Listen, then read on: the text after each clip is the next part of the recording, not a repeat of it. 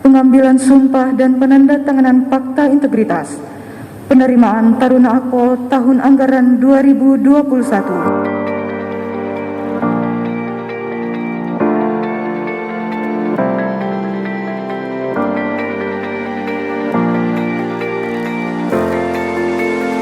Laksanakan fakta integritas ini dengan penuh ketulusan, dengan penuh rasa tanggung jawab, ya. Dan siapkan diri kalian untuk tidak lulus, ya, untuk gagal. Ya, banyak orang yang siap lulus tapi tidak siap untuk gagal. Ya, jadi itu juga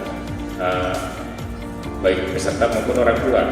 Ya, karena apapun hasilnya nanti adalah yang terbaik, ya, yang diberikan oleh Tuhan Yang Maha Kuasa.